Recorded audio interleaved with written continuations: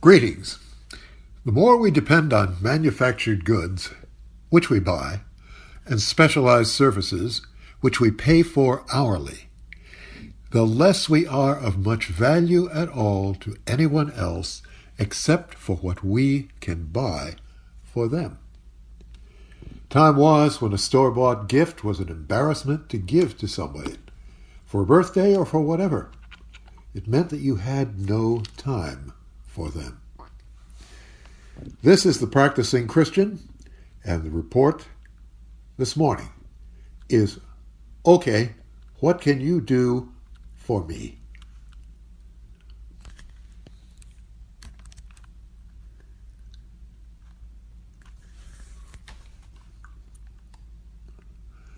The whole point of getting a pair of socks or some pajamas from a relative was that she made it for you.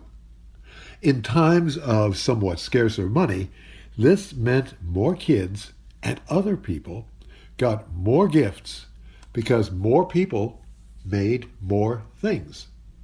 I've known several men who had handmade gun stocks for their hunting rifles, made and polished by a friend or relative. Have you ever had someone bring you homegrown corn, green beans, figs, or tangerines? Or perhaps be brought over a mess of flounder, bass, or live crabs that he caught, perhaps clams that he dug at low tide? There have to be 100 or more people in this country who have jewelry made by my dad. Belt buckles, rings, bolos, home decor items, and so on. Most of us can't make much of anything. Maybe we learned a bit when young, but gave up making cheesecakes, lampshades, or airplane models when we left high school. Too bad. Skills we started to develop never got polished. But there are a raft of things all of us can still do. Most men realize the Bible doesn't say much directly about this sort of thing. But practicing Christians have figured out that when Jesus called on us, all of us, to practice love towards our neighbors, he included such things that men learn to do for others from their own loving dispositions. These may include cutting a man's lawn who is too infirm to do it for himself. I know a man who does that. Washing a crippled lady's windows every few months. Baking scones for a family from Scotland who came to this country and can't always find them.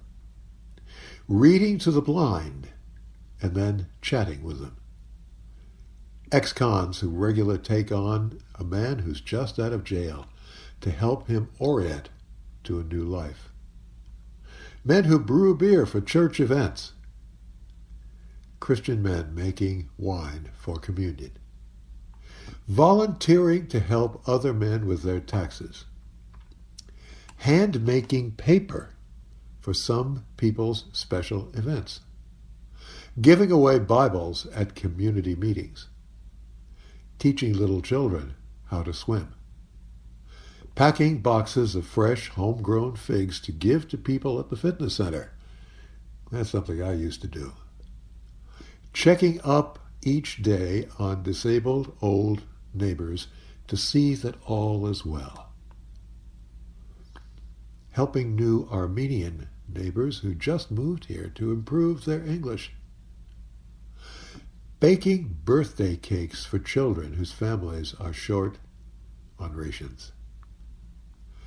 Helping clueless people write bereavement notes to friends, relatives.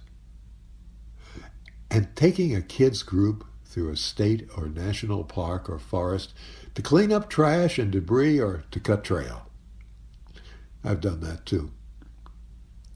Then there's the question of showing your love in higher levels of effectiveness.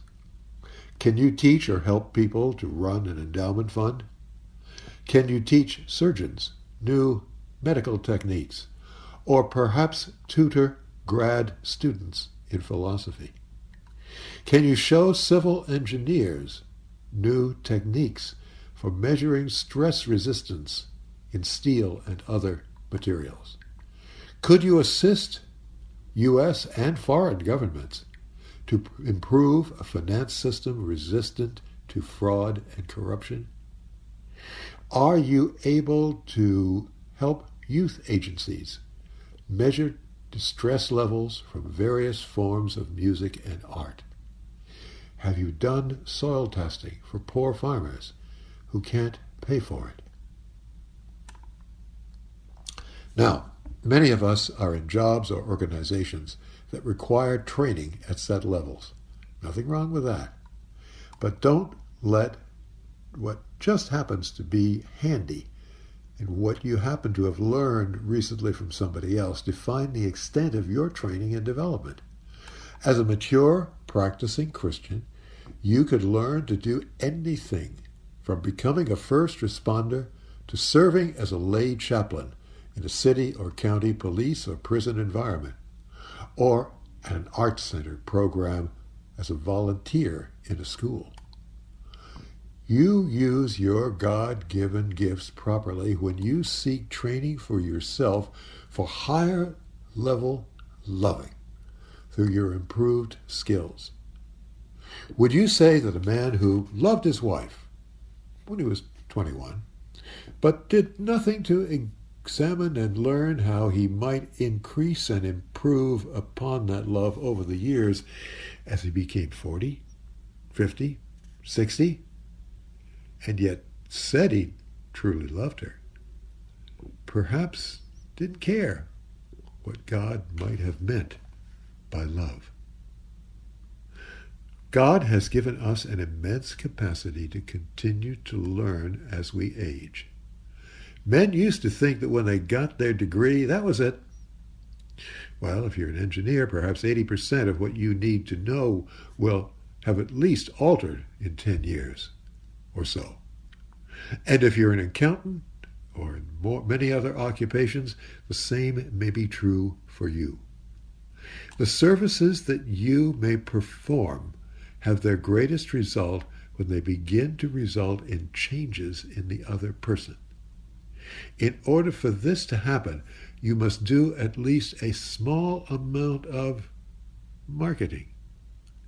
You must let people know what you're doing or what you're able to and are prepared to do if asked. No false modesty here. You must let people know what you have to offer. You must know to whom to make those offers and when to do so.